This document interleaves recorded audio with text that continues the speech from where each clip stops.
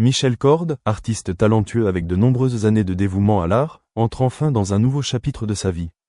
Après de nombreuses années de vie commune, lui et sa partenaire ont décidé d'organiser un mariage solennel à l'église, marquant ainsi leur amour éternel l'une pour l'autre.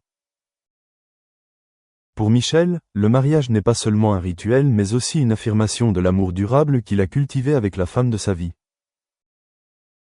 Alors qu'il se préparait pour le mariage, il ne pouvait cacher son bonheur et son excitation. Les amis proches de Michel ont partagé qu'ils ne l'avaient jamais vu aussi radieux et énergique qu'il l'était maintenant. J'attendais ce moment depuis longtemps.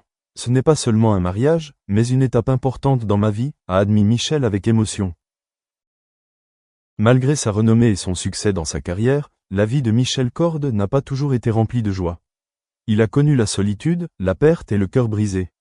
Cependant, lorsqu'il a rencontré la femme de sa vie, tous ses chagrins ont semblé disparaître. Leur amour ne naît pas de moments impulsifs, mais est un processus construit sur la compréhension, le partage et le dépassement des défis ensemble.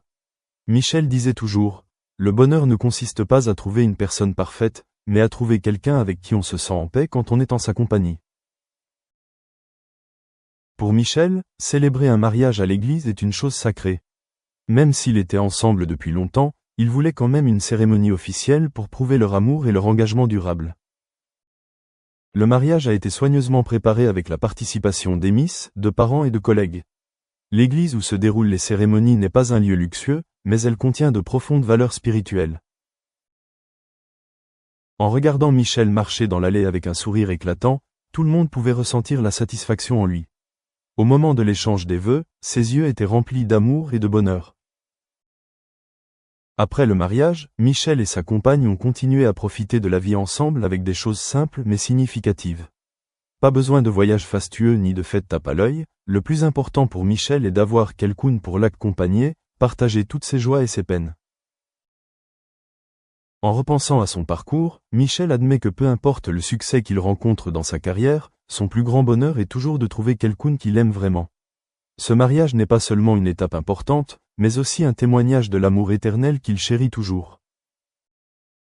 Michel Cord attendait ce moment depuis longtemps et il peut désormais dire avec assurance, « J'ai enfin trouvé le bonheur complet. » Michel Cord, un homme qui a consacré sa vie à l'art et au théâtre, a finalement admis qu'il se préparait pour un événement mémorable, un mariage à l'église où il se mariera officiellement avec la personne qu'il aime.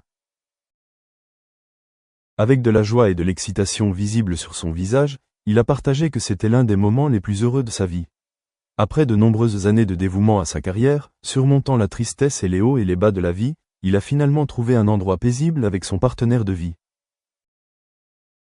La carrière de Michel Cord ne se résume pas seulement à devenir un acteur célèbre mais aussi un dramaturge et un artiste dédié à l'art.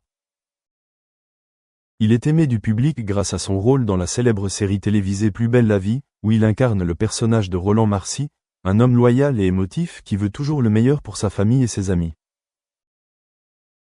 Mais peu de gens savent que, derrière les lumières de la scène, la vie de Michel Cord est aussi pleine de profonde tristesse qu'il partage rarement avec qui que ce soit. Pendant de nombreuses années, il a vécu avec le souvenir des imperfections, des pertes et des défis que la vie lui présentait. Mais l'amour lui est venu d'une manière très spéciale, comme un cadeau que la vie lui a offert. Son partenaire de vie actuel lui apporte non seulement de la joie, mais l'aide également à trouver la paix de l'esprit. La préparation de ce mariage n'est donc pas seulement une étape importante mais aussi un grand tournant, marquant un nouveau chapitre plein de bonheur dans sa vie. La famille et les amis de Michel Cord se sont réjouis de sa décision. Ils ont partagé que Michel méritait un bel amour après tout ce qu'il avait traversé. Il a toujours été un homme fort et compatissant. Nous sommes vraiment heureux de le voir trouver quelqu'un qui pourra l'accompagner dans les années à venir, a partagé un ami proche. La cérémonie de mariage aura lieu dans une petite église, où Michel se sent proche et chaleureux. Il souhaitait une cérémonie simple mais significative où il pourrait exprimer son amour et sa reconnaissance pour la femme qu'il partagerait dans les années à venir. Pour lui, le bonheur ne réside pas dans le luxe mais dans la sincérité et la connexion spirituelle. Après le mariage, Michel Cord compte continuer à poursuivre sa passion pour l'art mais avec un esprit nouveau, une âme pleine d'énergie positive. Il croit que l'amour et la compagnie de son partenaire l'aideront à être plus déterminé sur la route à venir. Enfin, Michel Cord admet que, Même si la vie comporte de nombreuses peines et pertes, l'amour est toujours la lumière directrice, le miracle qui aide les gens à surmonter toutes les difficultés. Et maintenant, il est prêt à entrer dans un nouveau chapitre de sa vie, un chapitre rempli d'amour et d'espoir. Après des années à affronter les hauts et les bas de la vie, Michel Corde vit aujourd'hui la période la plus heureuse de sa vie.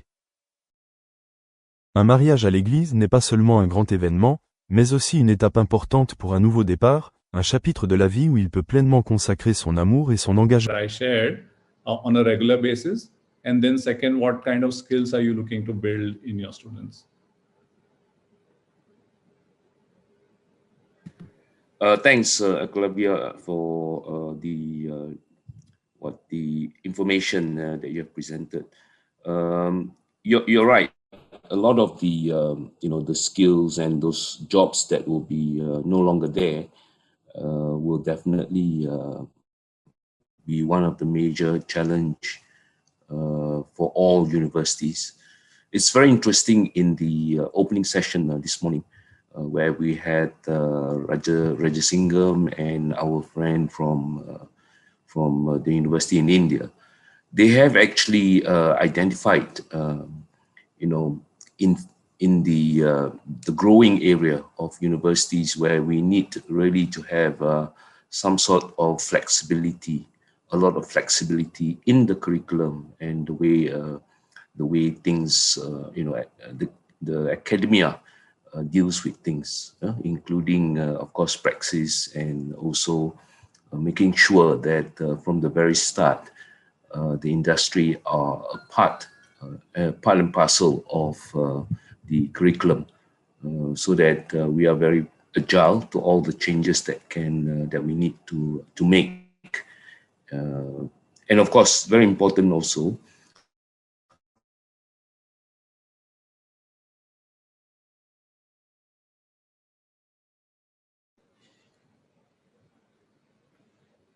I think we lost Dr. Ho, and he made an important point on the changing skills and ever-changing skills which are needed, and then how do you prepare the students? So, and that's get back to me the question that I posed, and would love to get your thoughts on. How do you keep a track of what are the skills needed for different roles? And then second is, when you look at that data, what are the kind of skills that you're looking to build in your students this year, next year?